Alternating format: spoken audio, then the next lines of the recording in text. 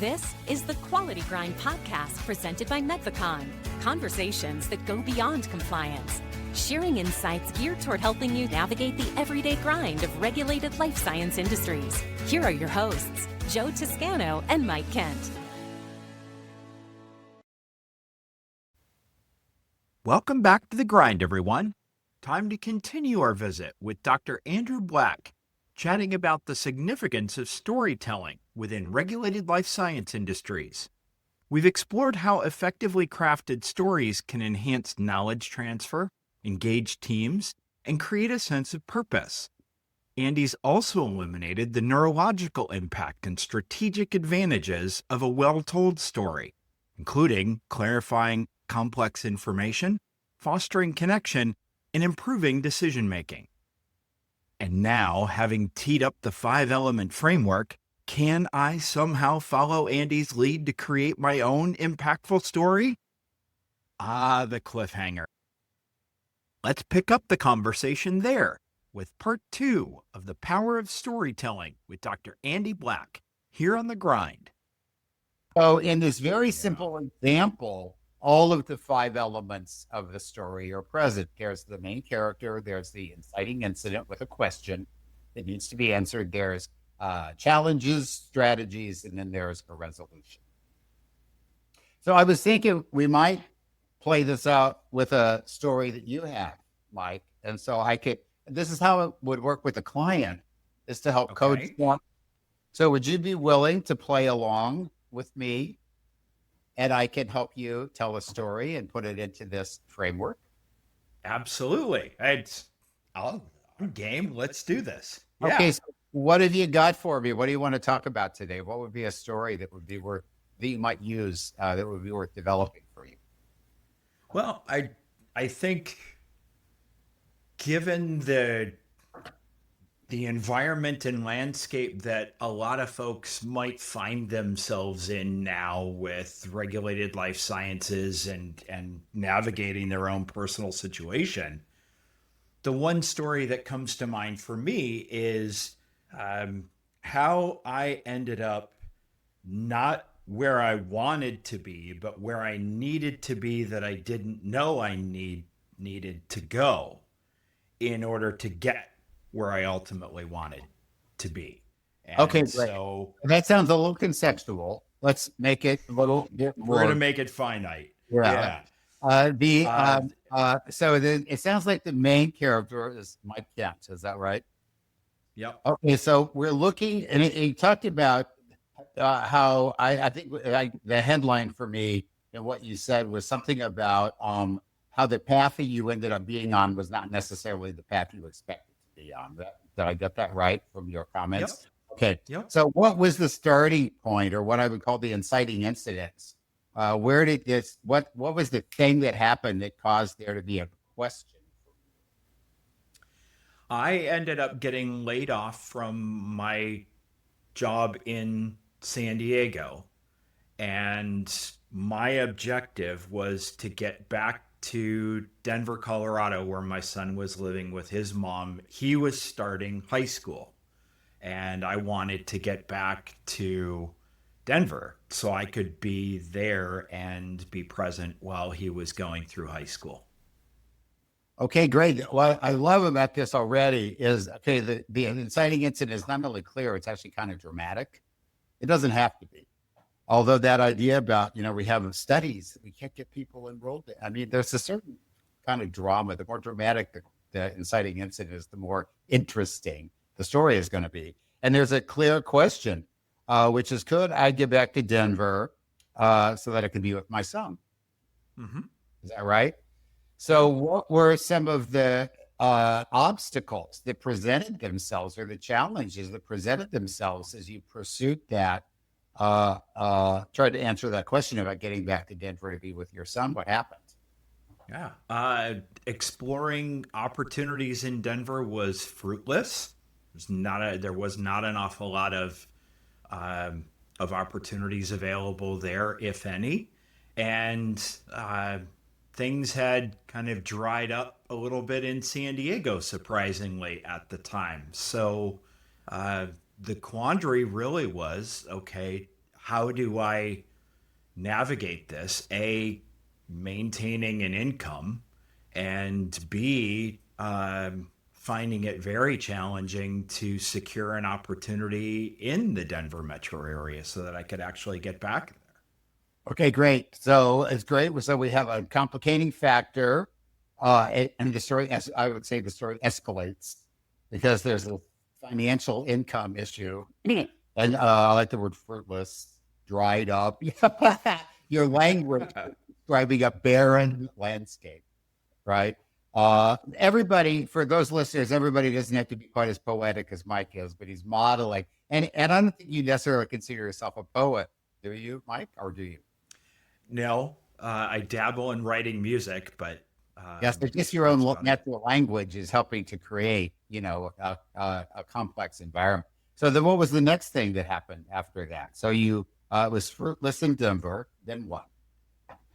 I found an opportunity, or really an opportunity found me in the San Francisco Bay Area, and that was the one and only job opening that presented itself and eventually moved its way towards an offer letter. So I'm being presented with this opportunity to go to San Francisco and continue to actually be able to pay my bills and put food on the table and etc. But it's not where I really want to be, and knowing that it's probably a 2 to 3 year minimum commitment. If I take this, what does that do for the ultimate goal of being present for my son while he's going through high school? Yeah.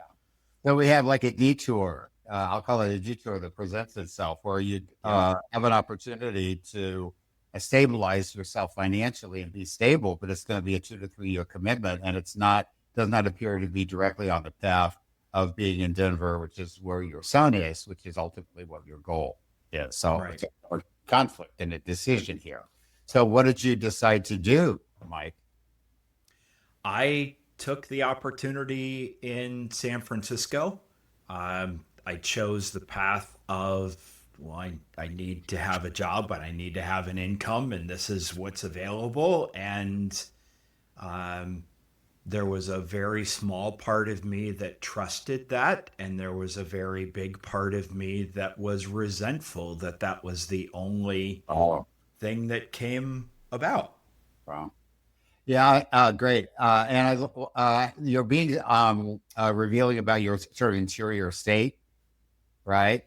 When you use the word resentful, there's a certain kind of edge of anger. So your willingness to be open and authentic, expressing the feelings that were going on with you as you've had this experience is actually part of what makes the story powerful, and then allows people to relate to it.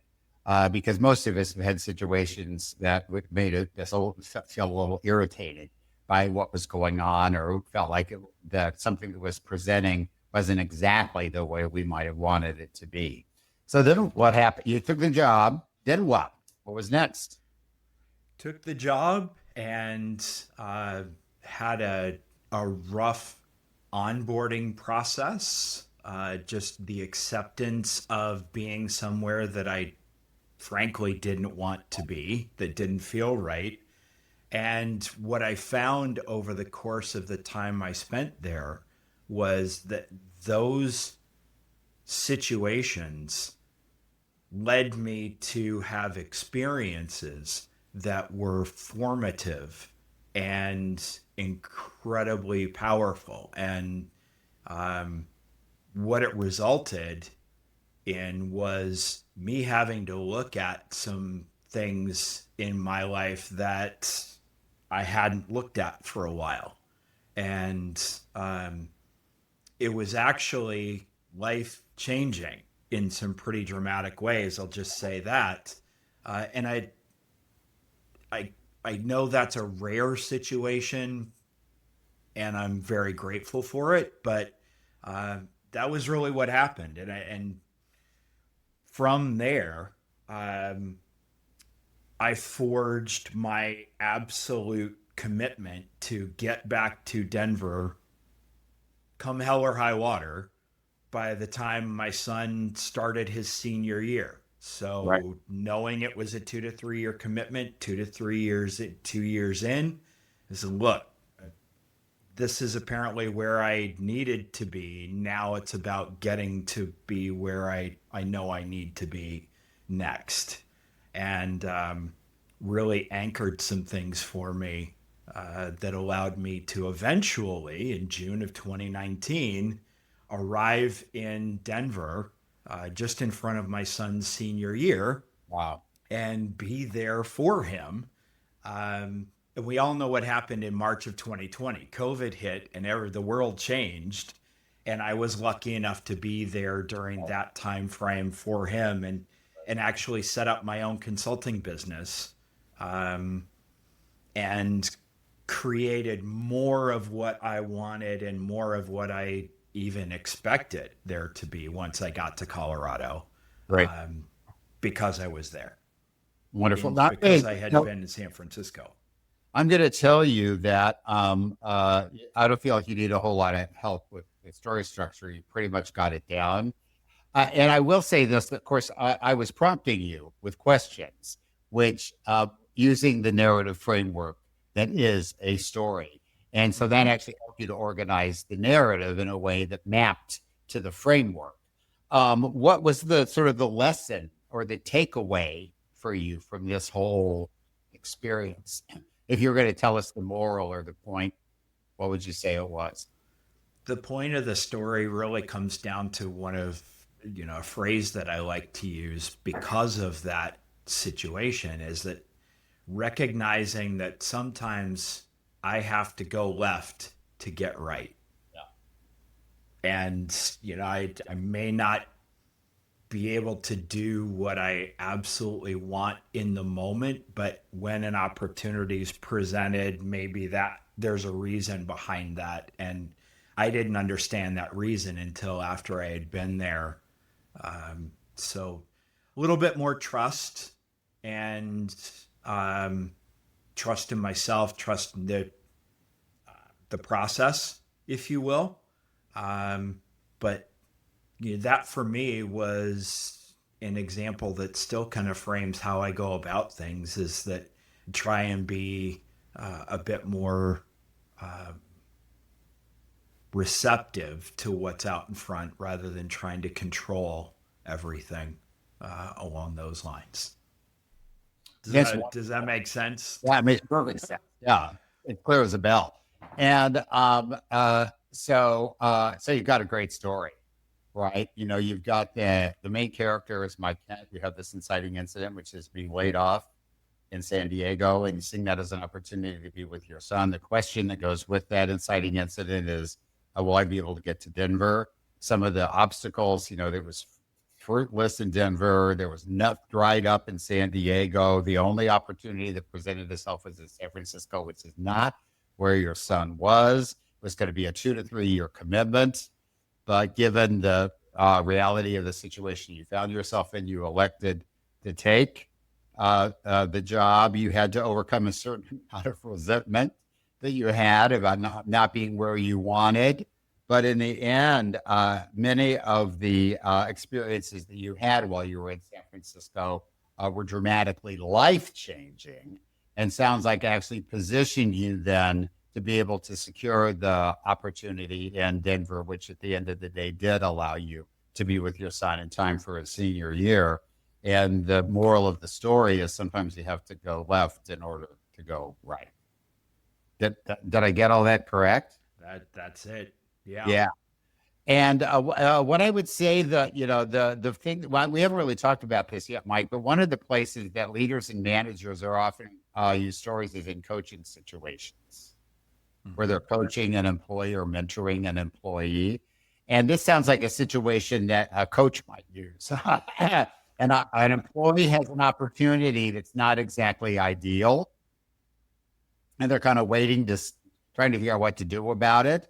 The idea that sometimes they have to go left in order to come back right is and you can say that to an employee that you're coaching or mentoring, but for you to say to them, let me tell you a story about something that happened to me right, is going to be a much more powerful coaching moment than simply quoting the aphorism.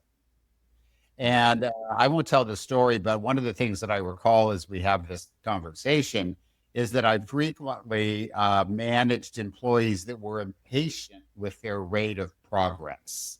They felt that they were ready to move to the next step, and there didn't appear to be the opportunity to do that. And I had a similar experience in my own career. And there were a variety of different things that happened that actually allowed me to almost unexpectedly make that move. And some things that I did while I was waiting that enabled me to make that move more successfully. So when I coach or mentor employees that are feeling impatient with their rate of progress, I would frequently tell them that story about my own experience as a way of helping them deal with some of their impatience and figure out strategies they could use while they were waiting. So managers and leaders often are required to coach and mentor, and stories are a really powerful way of communicating important philosophical information about things like career growth or dealing with difficult situations, or perhaps dealing with an environment that's not as helpful as one might like, you know. Right. And now, a quick word from our sponsor. At Medvacon, we help life science companies harness the power of storytelling, turning complex regulations into clear, memorable strategies. The result? Teams understand, retain, and act on what matters most. Visit us at www.medvacon.com to learn more. So what you and I have done is kind of role played. And if we were in a workshop together, what I would do is I would have everybody in the workshop identify a story and then map it to these components. So it would be, who's the main character? What's the inciting incident in the question? What were some of the obstacles and strategies? And how did it resolve? And then just to organize. The first step in telling a good story is just to get it organized in your head, right? Sure. And you can do this if you're extroverted. Sometimes it's helpful to talk it through with somebody else. People who are internal processors sometimes just like to sit and write it all out and have it in front of them. That's one step. Then there's the actual telling of the story, you know. And in a workshop, I typically create story circles. So I'm going to go back to the example of Jacob Smith and the asset that they were trying to validate. And so Jacob Smith and his partner they both had stories. They wrote everything down on a form that I provided them. Then we all got in, sat in a circle at the front of the room, and people went around and told their stories. And so Jacob told his story, right? So he had the opportunity of actually bringing it to life, having the elements organized in his own mind. And I'm going to say that you don't always have to write it all out or practice it the way we did it. I've told there are a couple of stories that I've told so many times now that I could practically tell them in my sleep. And I didn't write them all down. I just kind of told them over and over again and refined them as I went. You know, the story that I told at the beginning of this conversation about my career, I can tell it in a variety of different ways, depending on who the audience is and what I'm trying to accomplish in the story. I will say, however, that if somebody, I'll go back to the woman who was managed the political action committee. You know, if I were her and I knew that I had 5 minutes at the beginning of a workshop to make a pitch for my committee, I would want to plan the story in advance. Sure. Because I would want to make sure that I was really economical in the way that I told it, and that I hit the marks, didn't leave anything out, and there was no confusion about what happened when. So if you're in a situation where telling a story is in an effective way is sort of mission critical to achieving your objectives, I think that it's really useful to work it out in advance. And I like to think of myself as a pretty effective storyteller, but the coaching that I have to frequently give myself is to plan my stories in advance, because I discover that if I do that, they're more economical. The point comes across more effectively. And I can There's different problems. Sometimes people get confused and they have to go back and start over again. In some cases, they unwittingly leave out an important detail, right? And the story doesn't make sense. And in my case, I have a tendency to be somewhat self-indulgent, and I kind of linger over details that are not strictly necessary, and then I end up taking too much time. So there's a variety of different ways that storytelling can go awry. And if you've planned it out in advance and maybe even practiced it with somebody, I actually won an award for my research when I was a PhD student. And part of that involved a series of questions I had to answer, and I was telling stories. So I literally got on a Zoom call with a friend of mine and practiced the whole thing in advance. Because when I went for the in front of the jury to present my research for this award, I wanted to make sure I was crystal clear, right? So there's absolutely nothing wrong with practicing your story in advance in a high stakes environment, and I did win the award. So I think like the investment that I made in the practicing paid off in terms of the results that I got. So. Well, and what comes to mind in that genre as well is that for professionals that are out there listening, one of the things that is important for all of us to various degrees is networking and how you interact with people. And, there are a lot of people that will say, well, practice your elevator pitch or things along those lines. And I wonder if there's an opportunity maybe in those environments. Do you think there's an application of storytelling as part of or the entire elevator pitch when folks are networking, as opposed to just listing a bunch of bullet points in sequence of, I do this, I used to do this, now I do this, blah, blah, blah? Well, yeah, absolutely. As a consultant, I'm networking all the time.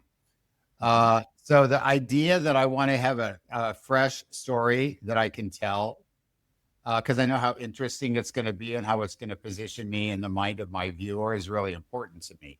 So just last week, I did a class on strategic planning for a group of people, so it's like, this is sort of the intervention of the week, right? So if I'm interacting with people who are likely to want to hire a consultant, and they say, so what are you working on these days? Or what are you doing?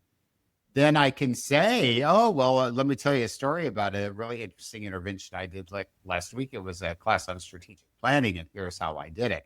So to have that story as like a symbol or a metaphor, a microcosm of all the kind of work that you do is a much more interesting way of introducing yourself to a prospect.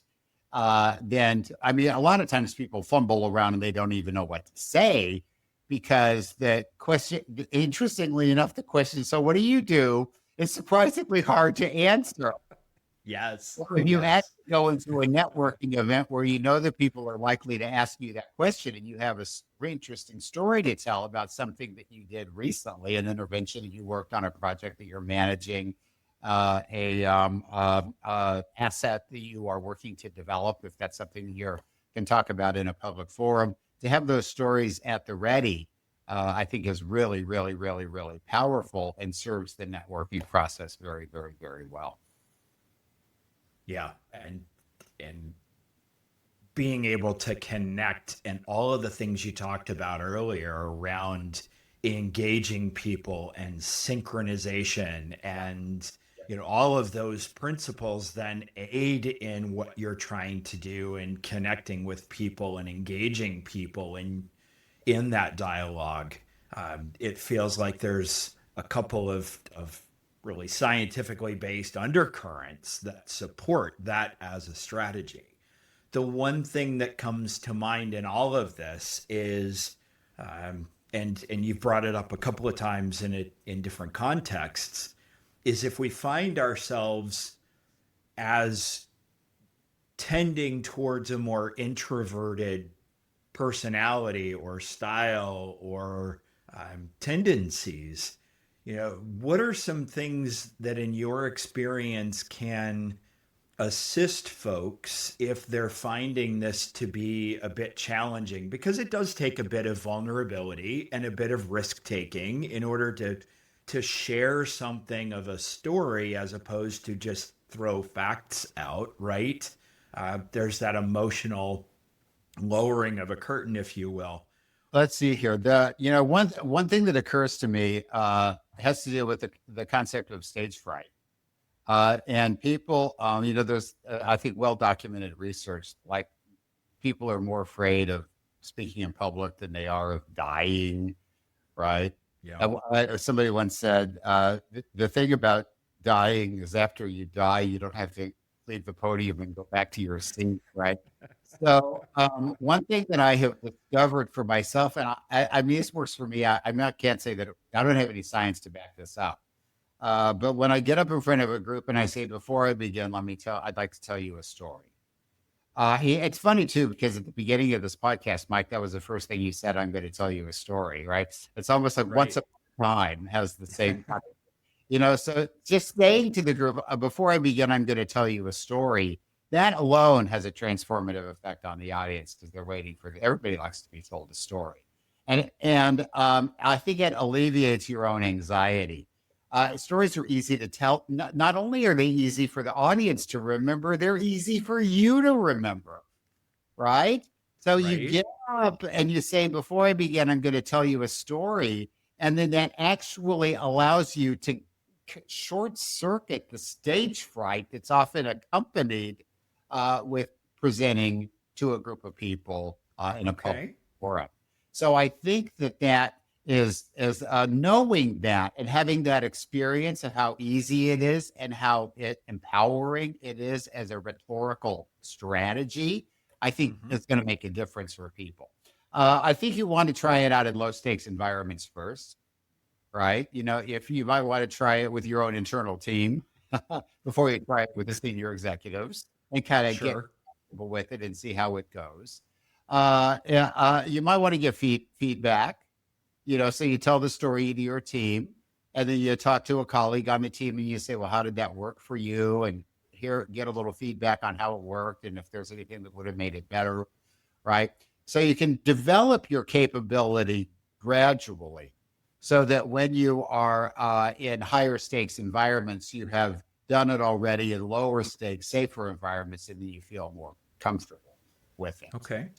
And I think there's a real authenticity that shows up that I think also gives credence to building that relationship and that connection with people, which ultimately is coming back to one of the points we talked about right at the outset, being able to connect with individuals allows us to potentially influence their behavior, influence their decisions, or at least inform their decisions and their behavior in our high stakes environment from a performance standpoint, which is absolutely critical. I think this maybe is worth as a closing thought is that in the 21st century, we're awash in data. Yeah, we are overwhelmed with data. And when I did the presentation for the biopharma on to the project managers, one of the client requested that I talk about how to present on technical content. And I asked the client to send me a sample of what they were talking about. So this guy sent me a slide deck about a drug that was in clinical trials, which is the kind of content that normally would be presented on. And it was indecipherable to me. And I have a PhD, so I'm used to dealing with content that a lot of people would consider indecipherable. And this was like a whole new level of indecipherability. And so we're awash in data, and trying to make sense of all the data that we have is like, feels like it's overwhelming. And so from a historical perspective, before the scientific revolution, the only way that people had to make sense of the world around them was by telling stories. So there are the myths, Apollo and Hera and Zeus were all stories that the Greeks and the Romans told about the world around them to try to make sense. And then later the Bible. became a set of stories, which, among other things, provided information about how people understood God and the nature of humans' relationship to God and the world around us, right? So the scientific revolution comes along, and Isaac Newton discovers the law of gravity, and there are changes in the way the humankind processes information and thinks about the world around them. And it's almost like, well, we don't need those mythological stories anymore because now we have science to explain everything. We have facts. We have data, right? So fast forward to the 21st century, we have so much data that we can't find it, we can't access it. And so now we're at a point where we almost have to go all the way back to the beginning. Now we need the stories, because the stories that we tell are a way of organizing that information so that it has power, it has meaning, and the values that are associated with the information are effectively communicated to the people who are getting, who are the recipients or the audience for that narrative or for the content that's being told.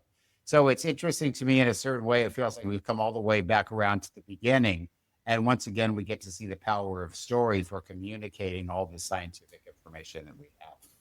If we're going to be successful, we have to find effective ways of taking the information we have and being able to convey it in a way that's useful for people. Yes. And that's what I think we've hit on really, really well here with the strategies and the examples and all of the information that you've provided, but more importantly, the examples that you've shown during our discussion here of, how we can take all of this and turn it into stories. And it doesn't have to be difficult or challenging or take a long time or a ton of practice in order to do. With a willingness to take that risk and start that process can really have some dramatic effects and really allow us to be more successful in key situations. So, Andy, thanks so much for being here today. The discussion has been wonderful, insightful, and I think you've given folks an awful lot of practical suggestions about how they can use storytelling in different scenarios really to improve not only the transfer, but the retention of information that's critical for us. So thank you so much for being here. I do want to give you an opportunity to talk about what you're up to and how folks can connect with you if you're open to that, and plug what you do a little bit. Well, thank you so much for that opportunity, Mike. So I am a consultant in my primary area. I have a more conventional consulting package, which involves things like strategic planning and leadership development and coaching.